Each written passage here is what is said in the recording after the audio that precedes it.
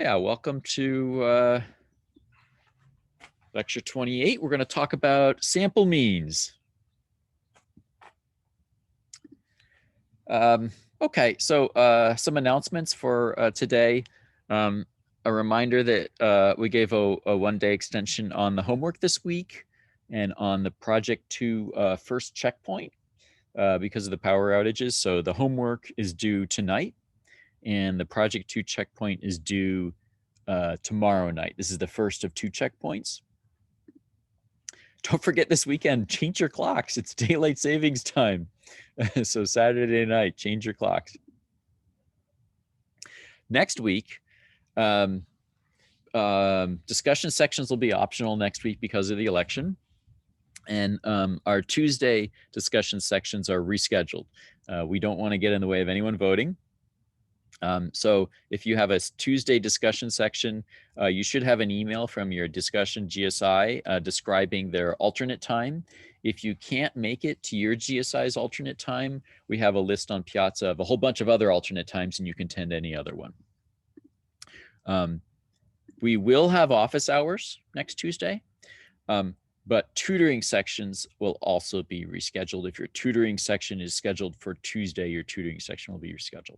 If your tutoring or discussion section is scheduled for Monday or Wednesday, that's still on as usual. So this is only about Tuesday. Okay, so where we're going, where we've come, where we're going. This week we started a module where we're looking at distributions and describing distributions, measuring the center, the mean, and the spread with the variance or the standard deviation. On Wednesday, we talked about the normal distribution, this bell-shaped curve, and the central limit theorem, and the relationship to random sampling. And today, we're going to talk a little bit more of that. We're going to look in particular at the sample average, which is a method that we use for estimating the average of the population. And we're going to look at the accuracy in the sample average. So if you like, you can think of what we're doing in this class is we're using randomness. Randomness is one of our best friends. It helps us eliminate confounding factors. It helps us draw a smaller sample and then draw conclusions about the population from that randomness. But of course, randomness comes at a price. It causes our estimates to have a little bit of error. And so in this lecture, we're going to look at how much the error is. And for instance, if you're running an opinion poll, you draw a sample from the entire population, you really like to know how much will the error be in your estimate that you got from the poll compared to the truth about the entire population at large. So that's what we're going to talk about in this lecture, how that works, how to measure that, how to predict that. All right, and we're going to use the central limit theorem for that. So last time you saw the central limit theorem, and the central limit theorem is relevant to us here today because it provides a connection between this normal distribution and the estimates we get by drawing a random sample and taking an average of them. They're closely connected, and the central limit theorem describes the connection. All right, and why talk about sample averages? If we want to estimate the average in the mean, then the natural way to do that is to draw a sample and look at the average of the sample. So we care a lot about these sample averages. I use the word for sample average or sample mean to talk about if you've drawn a sample, what's the mean of the sample, as opposed to the mean of the entire population. All right, so what does the central limit theorem says? It says if you take a random sample, and if that sample is large enough in some qualitative sense, if it's drawn at random with replacement from the population, then no matter what the distribution of the population is, the distribution of the sample sum is roughly normal. Also, the distribution of the sample average is roughly normal. So in other words, the averages that you get from by taking the average of the sample has this bell-shaped curve. It has a normal distribution.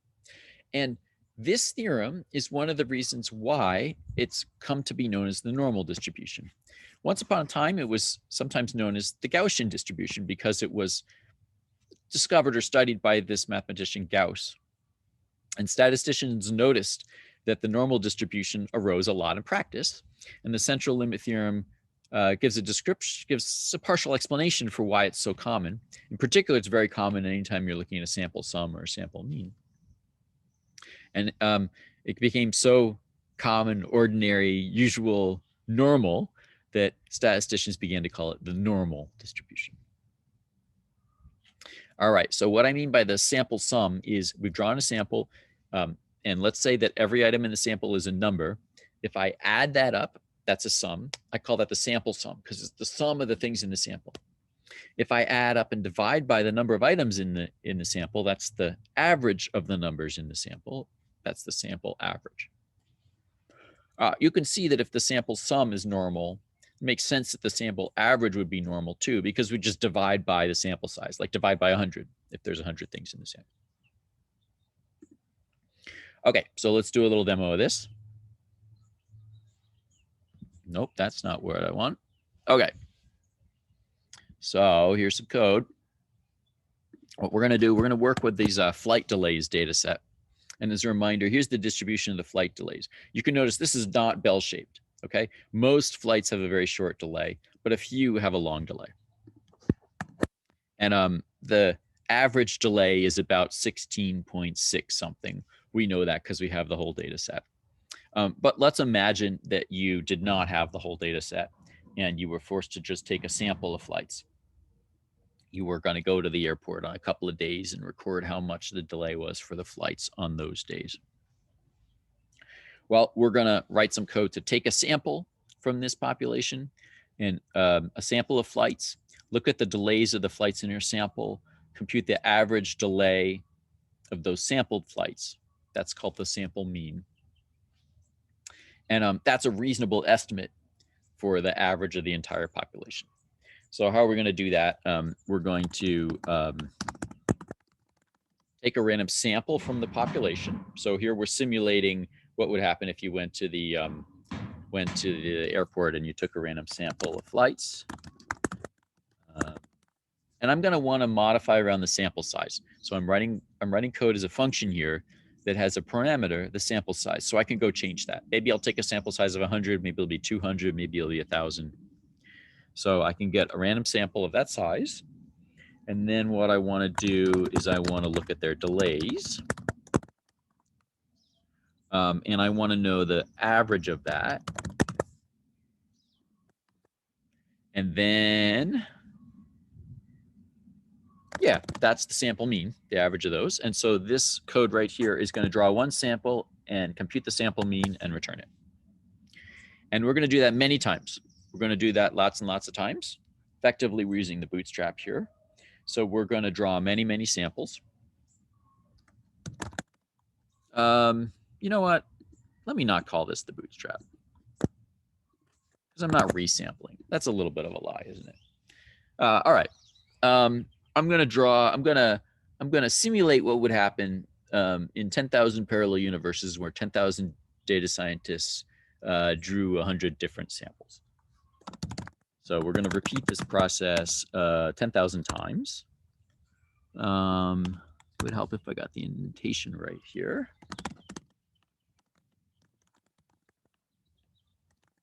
Repeat 10,000 times.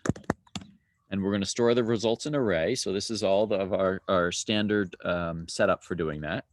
And each time we do it, we're going to want to get one sample mean. We'll call that code we just wrote to get one sample mean. And then we'll append it. You're right. And this code will return the 10,000 sample means that I generated. All right, I'm going to try and zoom in a little bit. How's that? Too far?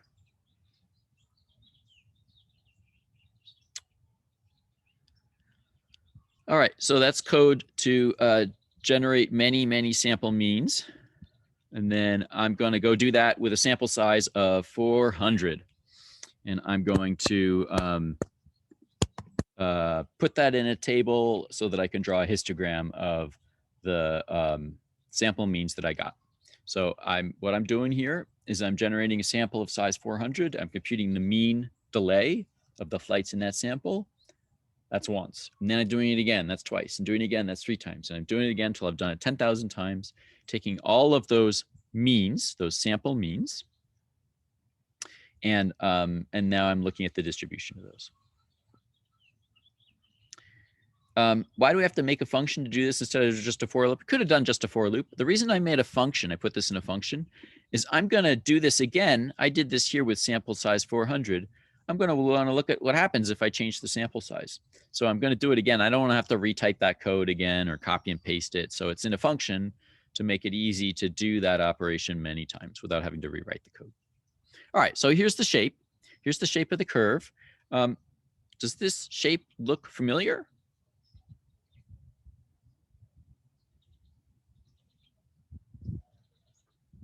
Looks like a normal curve. Yeah, it's a bell curve. Yeah, this is a normal curve. All right, so this is what the central limit theorem is telling us. We just got an illustration of the central limit theorem. The central limit theorem promises you that this will be a normal distribution, and we looked at it, and sure enough, it does look like a normal distribution. Right. And the average delay in the population was about 16.65. You can notice where this distribution is centered at around the same spot. Okay, so this is the distribution of estimates you might get if you had many different people making estimates. I see some questions now, so let me take a few questions. Are we doing any resampling? No resampling. This is a hypothetical thought experiment. It's not something you could actually go do for any reasonable amount of money because you're not going to hire 10,000 people to draw 10,000 random samples. But we can simulate it because we have the God's eye view with all the data. Okay, is this the bootstrap? No, I'm sorry I used that word. That was a mistake on my part. There's no resampling. You could use the bootstrap if you had a single sample to estimate what the shape of this will look like, but we're not doing that. We're just looking at, we have all the data. We're going to simulate drawing samples, and we're going to look at how those samples means could turn out. When you draw a sample, the sample could turn out differently each time. So the sample mean could be a little different each time. So your estimate could be a little different each time, even though the population, the true population mean isn't changing. And so we're looking at how much those estimates might vary, how much they might change. And the shape of that is a normal curve.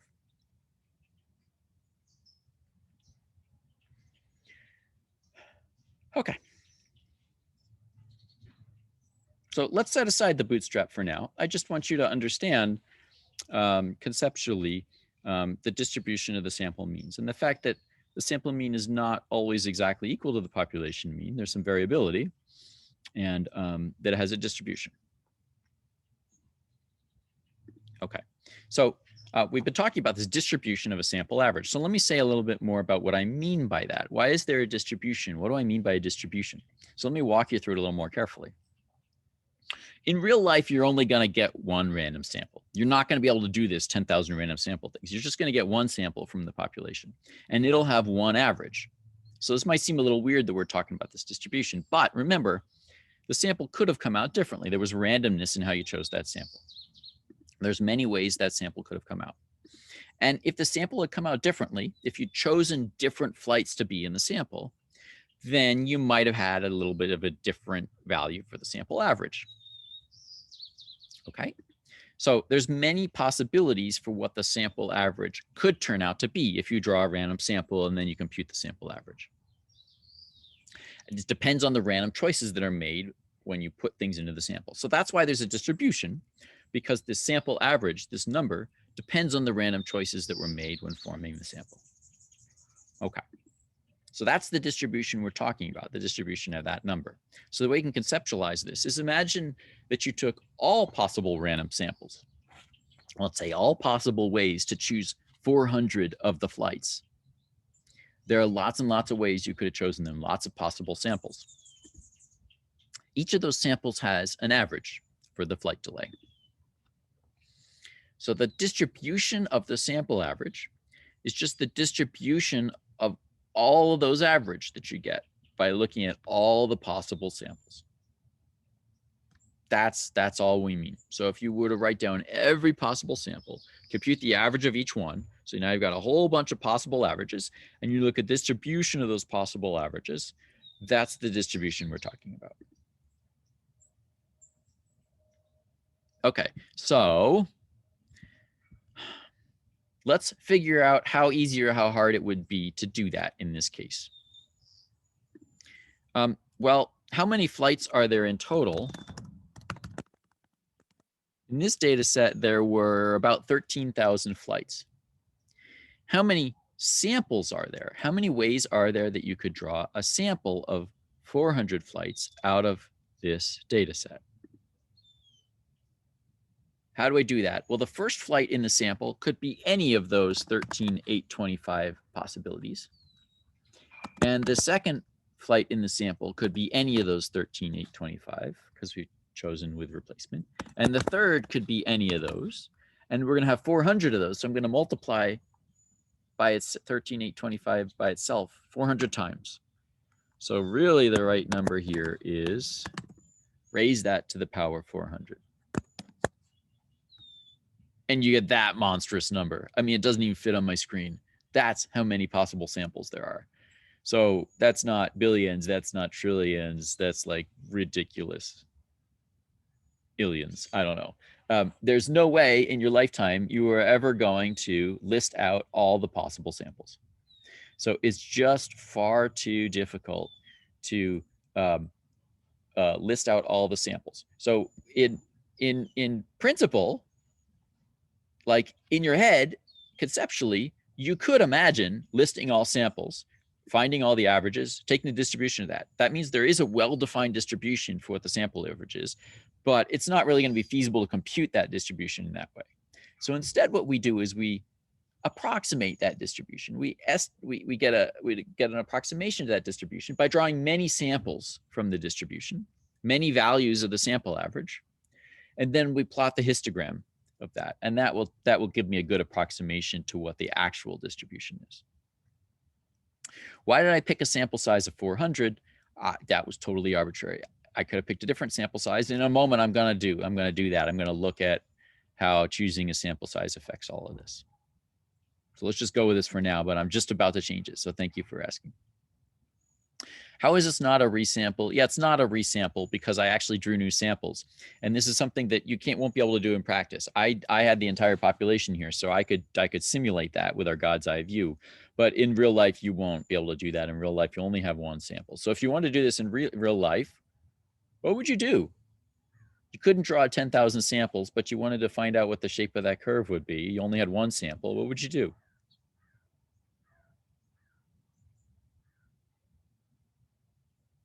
Resample, bootstrap. Yeah, you could resample from your sample 10,000 times, look at the shape of that, and it would be about the same shape.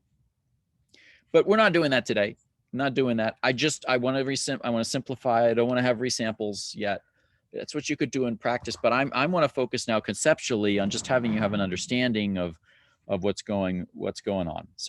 So for a moment, we're working with this God's eye view where we're going to generate many samples. We're going to look at the distribution of the sample average. So we're not doing a bootstrap right now. Okay. All right. So it's totally hypothetical, as you're saying.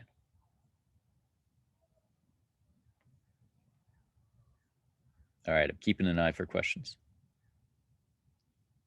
Isn't it like the same thing? Well, the bootstrap says that if you were to do this resampling procedure, you'd get about the same shape.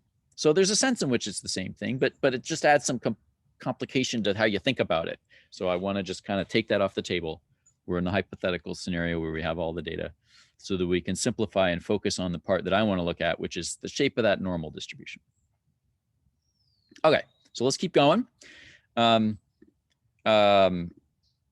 And talk about the shape of that distribution. We can see visually that it's roughly bell-shaped. The central limit theorem promises us that it is a normal distribution.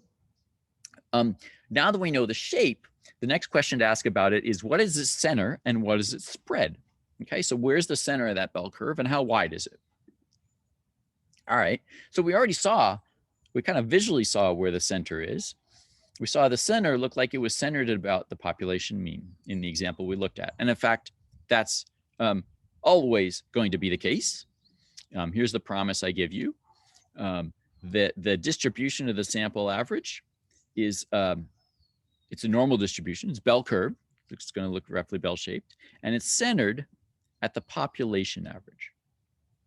And that's true no matter what size sample we have. So we were looking at a sample of size 400, but let's go do it again. Let's do it. We did it with 400, but now let's do it with a sample of size 900. Again, just another arbitrary size. And then I'm going to plot the distribution of the sample averages when I have a sample of size 900. And I'm going to try to plot both that distribution for sample size 400 and the distribution for sample size 900 on the same plot so that you can compare how they look to each other. So my computer, the gerbils in there are working really, really hard to generate 10,000 samples, take the average of each, look at the distribution. It's really tedious stuff, but that's what computers are great at. And what we're gonna look at for now is where the center of those distributions are. So where is the center? The center, the blue one, looks like it's around here, which falls, where is that? It's probably somewhere between 16 and 17. And where's the center of the yellow? It's about here, which is just about the same spot, somewhere maybe a little less than 17. Okay, and what was the population average? The population average, we can compute the population average.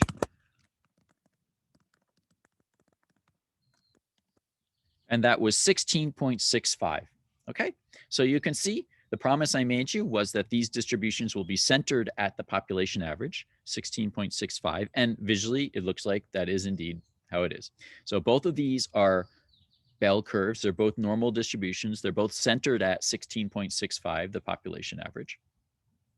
Now, someone want to interpret that for me? Why is that a good thing that the distribution of the sample average is centered at 16.65? Tell me what that means about this, using the sample mean as an estimate for the population mean.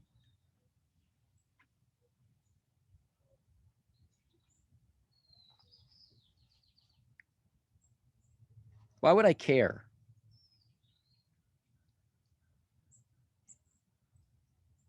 It's a good estimator. Yeah, in what sense is it a good estimator?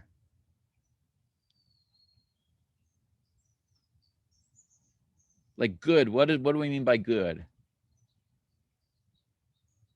You're right, I'm with you. That is a good thing. If it wasn't true, what would be bad? What would be the problem?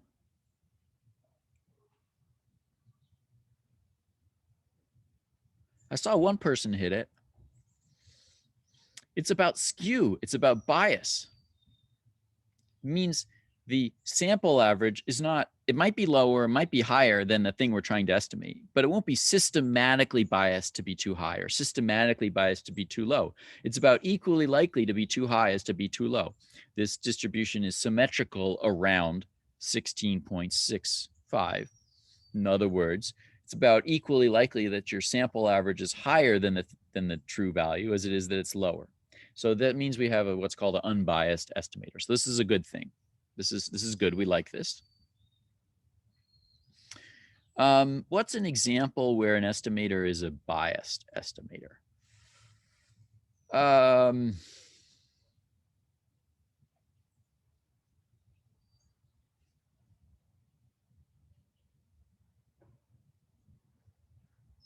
Let's see if I can come up with a good example off the top of my head.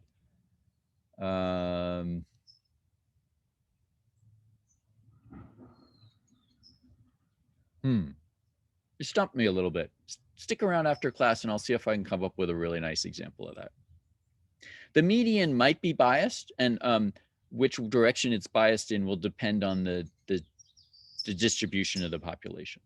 Yeah, because the median might be systematically lower than the mean or might be systematically higher than the mean, depending on whether the population distribution is skewed. So that'd be a reasonable answer. The max, oh, I like it. The sample max, that's a great example of a biased estimator.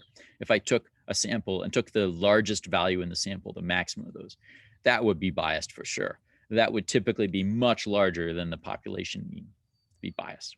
Okay, good. So that's where this distribution is centered. Now, the other thing we care about is how wide is it? Now, we got here in blue, the distribution of the sample averages when your sample size is 400, in yellow for 900. So you'll notice that it's skinnier when you have a larger sample size with the 900 samples. Talk me through what that means for your estimate. Is it good to be skinny? Is it bad to be skinny? Why?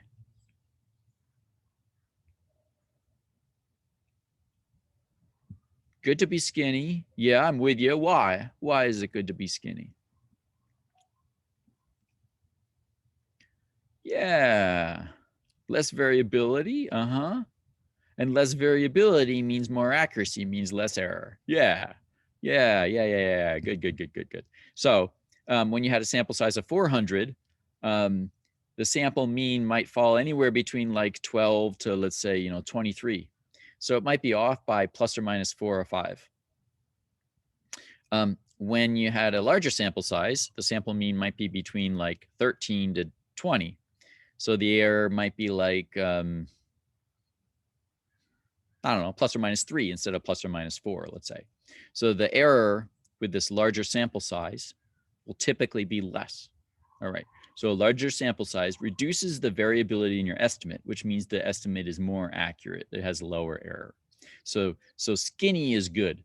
You want to have low variability in your sample mean because that means there'll be a low error in it.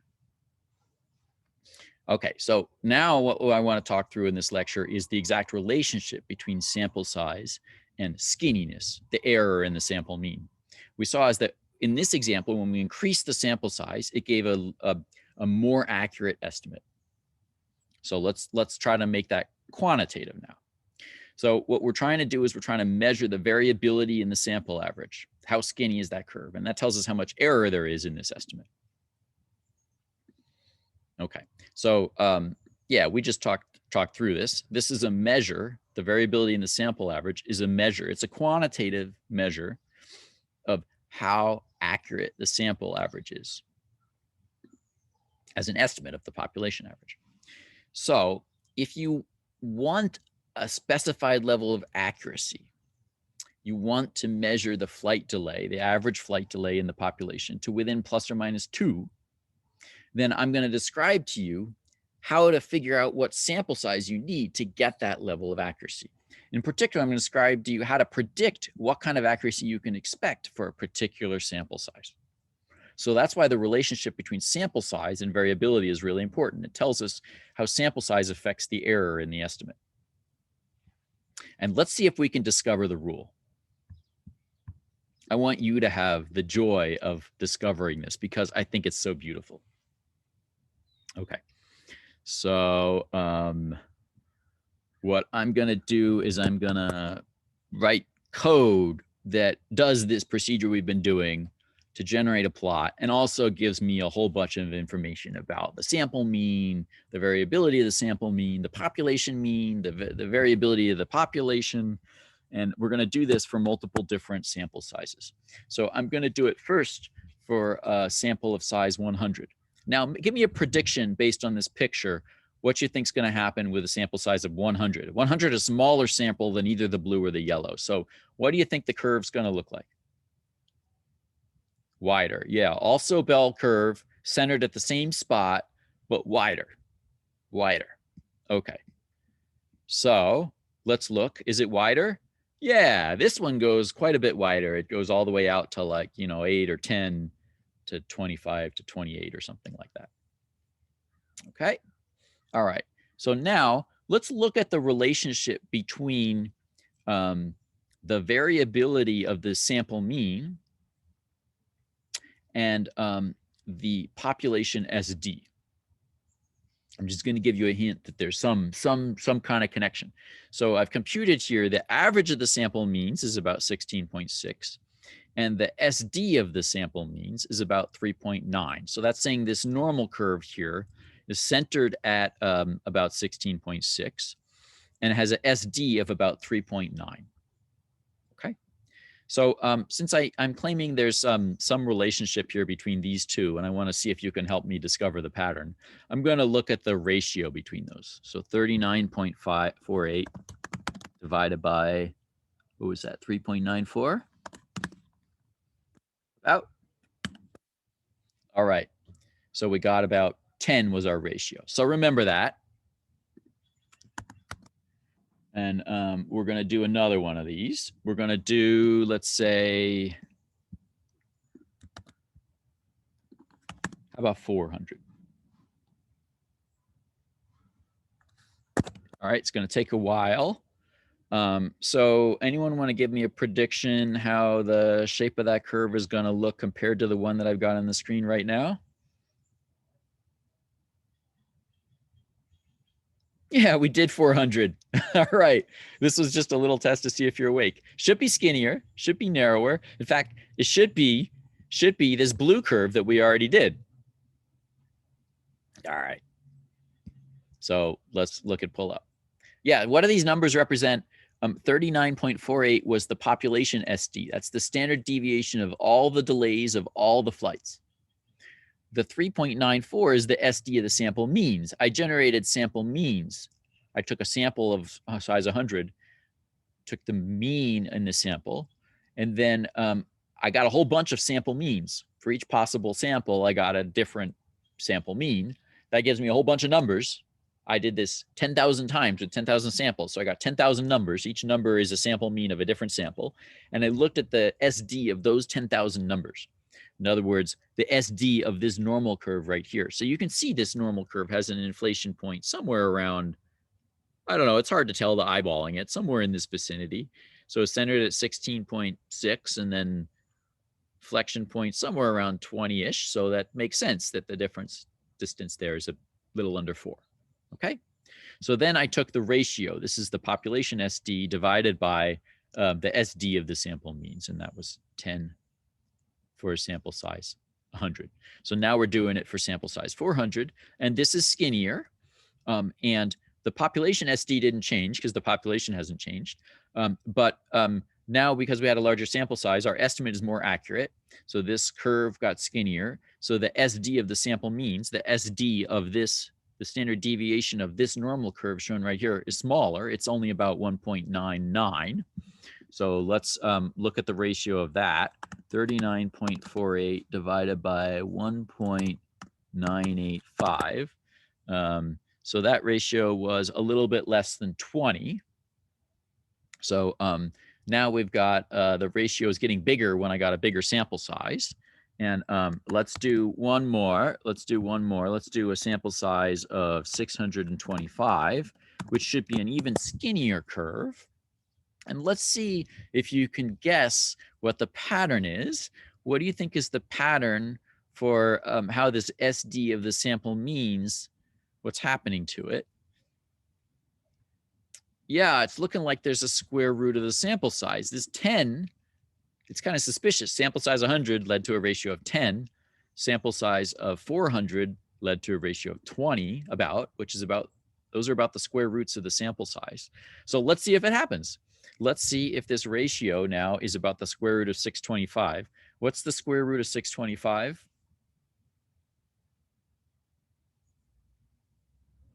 About 25. So let's see if that happens. We're going to see here. It is indeed a skinnier curve. Before it went from about 12 or 13 to about 21, and now it's going about 13 or 14 to about 20. So that's skinnier. The SD went down. The SD went down from 1.98 to 1.59. The SD of the sample means is smaller. We got a more accurate estimate as the sample size increased.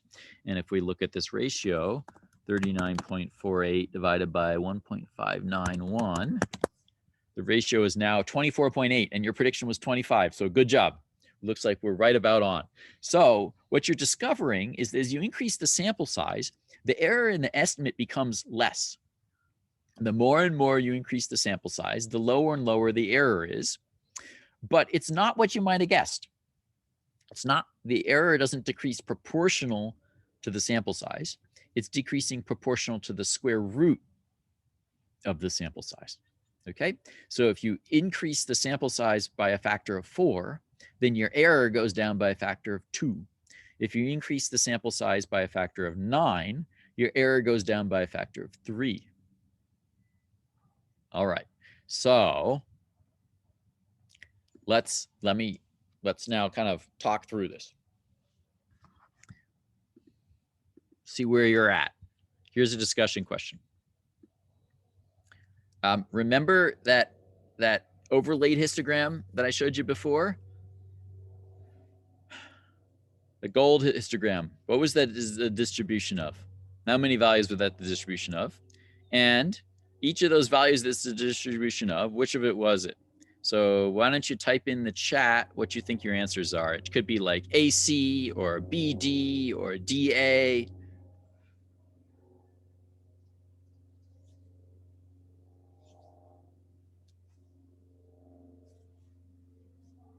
Nice. Nice, nice, nice. Okay, the correct answer was BD. All right, the gold histogram is the distribution of 10,000 values, each of which is an average of flight delays. So you all understood that what we're taking the distribution of is flight delays here. And why is there 10,000 values? Because in this code, I generated 10,000 samples, and for each sample, I generated a flight delay. And that was the distribution we're looking at. So this is, it's not 900. 900 is the size of the sample, but I generated 10,000 samples in this code. Okay, good, good, good, good. You got that. All right, we did all this. We did all this. So let me jump ahead. Here's the pattern you learned. The distribution of the sample averages is a normal distribution. The central limit theorem tells us that. The center we already saw is centered at the population average. And the SD for this sample averages is given by the population SD divided by the square root of the sample size. So this is what the central limit theorem says. The central limit theorem says that the distribution of sample averages is roughly normal.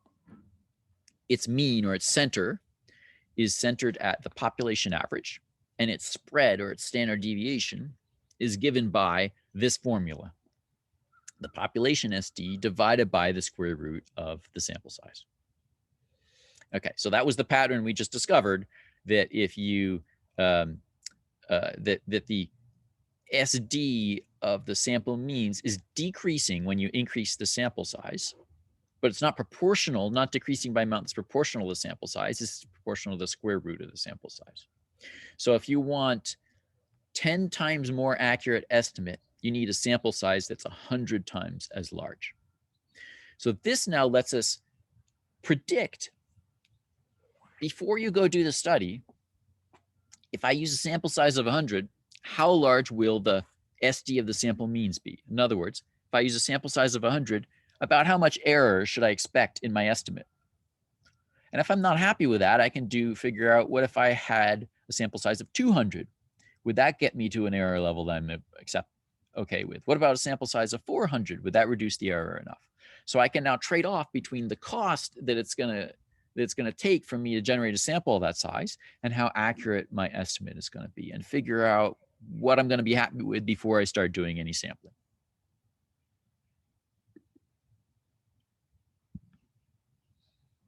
Right on. Oh, love the question. So in reality, you wouldn't know the population SD before you started doing this process. So what could you do? You could take a small sample, find the SD of that small sample. That's an estimate for the population SD, and stick that in here for your predictions, and that'll be good enough for you to make a prediction for how accurate your estimate's likely to be. All right. So no problem. All right, so let's see how we're doing. I want to do a discussion question that you answer, and this is going to give me a sense of how we're doing, whether I'm doing a good job of explaining or whether I'm not. So let's say we have a city with 500,000 households, and the annual incomes of those households have an average of $65,000 and a standard deviation of $45,000. So tell me which of A, B, or C you can conclude.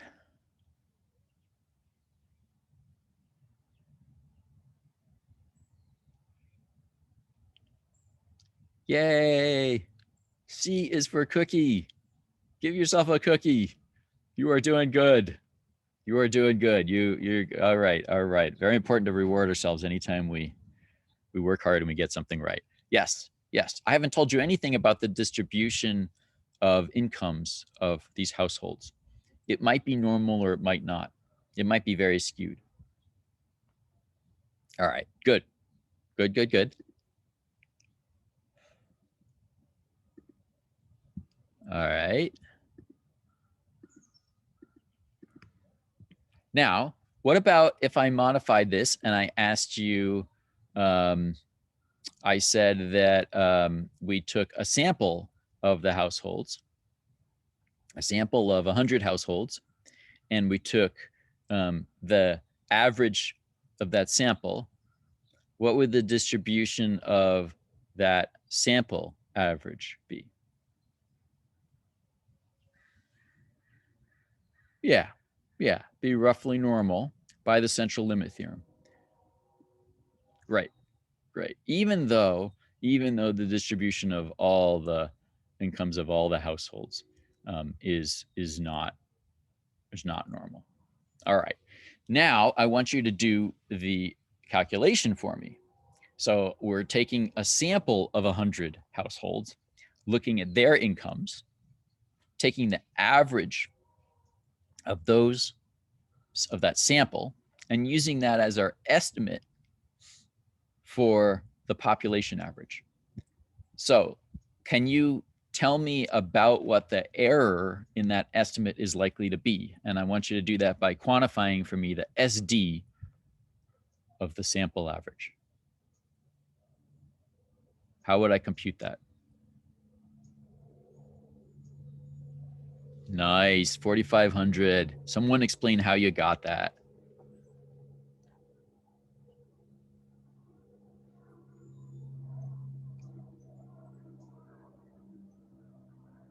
Yes, yes, yes, yes, exactly. We're using that rule, that formula that I just gave you about on the previous slide.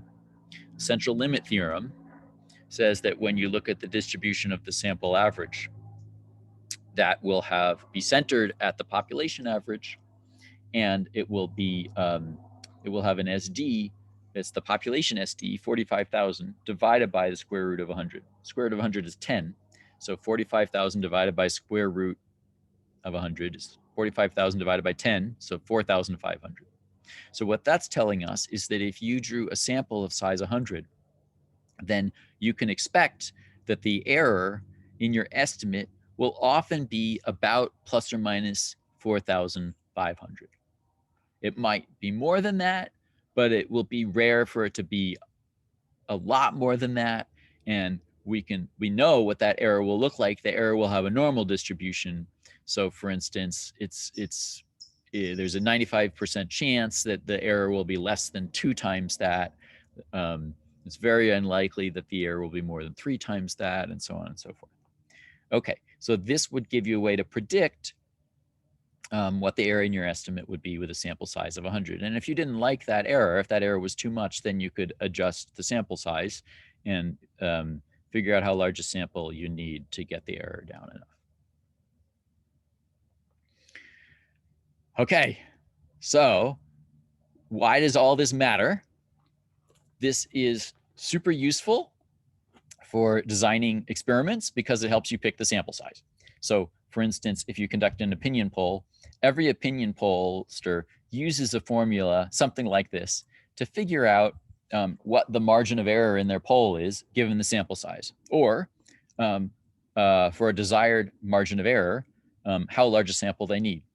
So for instance, if you think that Biden and Trump are about 5 percentage points apart, and you want to do a opinion survey that is has an error that's lower than that margin of victory, substantially lower than that margin of victory, that would let you calculate how large a sample you're going to need.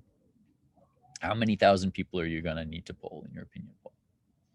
Okay, let's stop here. Happy Friday, everyone. Have a great weekend. Don't forget to turn in the homework tonight and Project 1 checkpoint tomorrow, and we'll see you in lecture on Monday.